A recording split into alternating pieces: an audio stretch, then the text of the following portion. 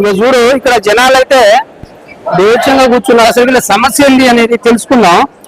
అన్న నమస్తే, పేరేంటన్నా? మాలో శాంతి కుమార్. ఏందన్నా గిట్ వచ్చినావు? ఈ కలెక్టర్ ఆఫీస్ కి ఒక వినతి పత్రం ఇద్దామని వచ్చాం. ఏందో వినతి పత్రం ఏందో? ఈ స్కాలర్షిప్ రీఎంబర్స్మెంట్ సంబంధించింది, అదే విధంగా మన ఐటీ కాలేజ్ సంబంధించిన విషయం మీద వచ్చాం. ఒక్క 2 నిమిషాలు మాట్లాడన్నా. సమస్య ఏంది, అసలు ఎందుకు తిరుగుతారు, ఎంత చూస్తా ఉంటే వందల్లో ఉన్నారు జనాలు. ఏం లేదన్నా, ఈ ఐటీ కాలేజ్ సంబంధించింది గతంలో 2008లో దానికి ఐటీ కాలేజ్ సంబంధించింది ఒక 18 ఎకరాలు దాన్ని కేటాయించారు. ఐటీ కాలేజ్ సంబంధించింది గవర్నమెంట్ ఐటీ కాలేజ్. తర్వాత 2016లో 18 ఎకరాలకు సంబంధించింది ఎస్పీ ఆఫీస్ కి కొంత కేటాయించి ఒక 5 ఎకరాలు ఐటీ కాలేజీకి అది దానికి ఇచ్చారు. 5 ఎకరాలు ఇవ్వడంతో పాటు ఒక 5 నెలలు అక్కడ కాలేజీ నడిచింది. ఓకే. తర్వాత ఎస్పీ కార్యాలయానికి సంబంధించింది ఎక్కడ ప్లేస్ లేకపోతే ఆ 5 ఎకరాల్లోనే ఎస్పీ కార్యాలయాన్ని ఏర్పాటు చేసుకోవడం జరిగింది. గతంలో ఏంటది ఐటీ కాలేజ్ సంబంధించి ఐటీ కాలేజ్ సంబంధించింది ఆ 18 ఎకరాలు ఐటీ కాలేజ్ సంబంధించింది. ఆ 18 ఎకరాల నుంచి మొత్తం ఒక 13 ఎకరాలు ఎస్పీ ఆఫీస్ కి ఇచ్చేశారు. అయితే అప్పటికి ఎస్పీ ఆఫీస్ లేదు, కట్టలేదు.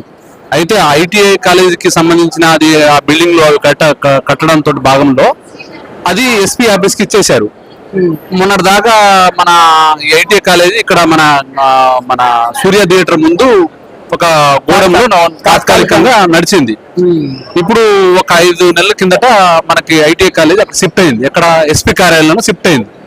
అది ఐటీఐ కాలేజ్ తో పాటు అడ్వాన్స్డ్ గా అంటే ఏటీసీ కూడా మనకి అది శాంక్షన్ అయింది. గవర్నమెంట్ ఐటీఐ కమ్ ఏటీసీ అంటే అడ్వాన్స్డ్ టెక్నాలజీ అని కొత్తగా ఇప్పుడు వచ్చింది. దాంట్లో ఒక 8 కోర్సులు, ఇవి ఒక 5 కోర్సులు, మొత్తం ఒక 12 కోర్సులు అయినాయి. అయితే ఇప్పుడు ఆ బిల్డింగ్ సంబంధించింది ఇష్యూ మీద ఇప్పుడు దాన్ని వేరే డిపార్ట్మెంట్ కి కేటాయించడం కోసం అని చెప్పేసి ప్రయత్నాలు జరుగుతున్నాయి. అంటే ఐటీఐ కాలేజీని కూడా తీసేయడానికి ఇప్పుడు మొన్న సర్వే చేయడానికి వచ్చారంట. ఇప్పుడు ప్రస్తుతానికి సార్ ఇక్కడ ఐటీఐ కాలేజ్ గవర్నమెంట్ సంబంధించింది ఉందా లేదా? ఉంది, కానీ దాన్ని కూడా ఇప్పుడు ఎక్కడున్నది? ఎస్పీ ఆఫీస్ లో. ఎస్పీ ఆఫీస్ లోనే ఐటీఐ కాలేజ్ ఉన్నదా? ఉంది.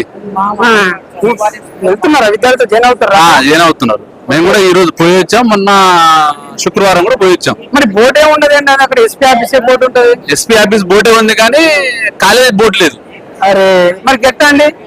అందుకని ఇప్పుడు అది ఆ బోర్డు లేదు కాబట్టి ఇప్పుడు ఐటీఐ కాలేజ్ కూడా అసలు అది ఎస్పీ ఆఫీస్ మొత్తం ఐటీఐ కాలేజ్ పరిధిలో నడుస్తుంది. కానీ ఇప్పుడు ఐటీఐ కాలేజ్ బోర్డు లేదని చెప్పి ఐటీఐ కాలేజ్ కూడా తీసేసే ప్రయత్నం జరుగుతున్నాయి. ఇప్పుడు కలెక్టర్ గారు ఆదేశాలు ఇచ్చారంట. అది వేరే డిపార్ట్మెంట్ R&B వాళ్ళు మొన్న వచ్చి దానికి మొత్తం సర్వే చేసి అది వేరే వాళ్ళ డిపార్ట్మెంట్ కి కేటాయించడంలో ప్రయత్నం జరుగుతుంది. ఇప్పుడు అంటే విద్యార్థుల భవిష్యత్తుని మొత్తాన్ని గాలిలో కల్పించే ప్రయత్నాలు జరుగుతున్నాయి ఇప్పుడు. అందుకనే ఈ విద్యార్థి సంఘాలుగా మేము కలెక్టర్ గారికి రికమెండేషన్ ఇవ్వడానికి వచ్చాం. అంటే సార్ గతంలో కూడా కొన్ని దరఖాస్తులు మీరు ఇచ్చే ఉన్నారు. అక్కడ ఎస్పీ ఆఫీస్ తీసి వేరే దగ్గర కానీ అలాగే ఉంది. ఎస్పీ ఆఫీస్ ఇక్కడ సిద్ధమై ఉంది. మరి సిద్ధమై ఉంది. దాన్ని జూన్ లోనే ప్రారంభం చేద్దామని చెప్పారు. ఇప్పుడు జూన్ కాస్త జూన్, జూలై, ఇప్పుడు ఆగస్టు వచ్చేసింది. ఇప్పుడు చెప్తా ఉన్నారు ఆగస్టు 15 రోజు దాన్ని ప్రారంభం చేస్తామని చెప్తా ఉన్నారు. కాబట్టి ఆగస్టు 15 రోజు ప్రారంభం ఎస్పీ ఆఫీస్ ని తరలిస్తే ఈ ఐటీఐ కాలేజీని వేరే వాళ్ళకి ఇవ్వడం కోసం ప్రయత్నాలు జరుగుతున్నాయి. అంటే ఇల్లంతా నాదన్నట్టు రకం ఉందంటే 18 ఎకరాలతోటి 5 ఎకరాలకు వచ్చింది. ఇప్పుడు 5 ఎకరాలతోటి శూన్యం. విద్యార్థుల భవిష్యత్తుని చిన్నాభిన్నం చేసే ప్రయత్నాలు జరుగుతున్నాయి. ఇంకా ఏదో సమస్య వచ్చినావు, స్కాలర్షిప్ సమస్య. అదే ఇంకా స్కాలర్షిప్ దాదాపుగా మన జల్లాలో దాదాపుగా ఇక్కడ ఉన్న చాలా మంది, ఇప్పుడు ఇది ట్రైబల్ జిల్లా, దీంట్లో ST, ST, BC మైనార్టీలు చాలా మంది విద్యార్థులు ప్రైవేట్ కాలేజీలో కానీ గవర్నమెంట్ కాలేజీలో చదువుకుంటా ఉన్నారు. దాదాపుగా 2020 నుంచి అంటే 6 సంవత్సరాల నుంచి స్కాలర్షిప్ రాని పరిస్థితి మనం చూస్తా ఉన్నాం. కాబట్టి చాలా సార్లు మేము విద్యార్థి సంఘాలుగా ధర్నాలు చేశాం, వినతి పత్రాలు ఇచ్చాం. అదేవిధంగా రాష్ట్ర వ్యాప్తంగా సెక్రటరియట్ ముట్టడి, అసెంబ్లీ ముట్టడి చేశాం. అయినా సరే ఈ రోజు కాంగ్రెస్ ప్రభుత్వానికి ఎటువంటి వాళ్ళకు అంటే విద్యార్థులకు స్కాలర్షిప్ విడుదల చేయని పరిస్థితి మనం చూస్తాం.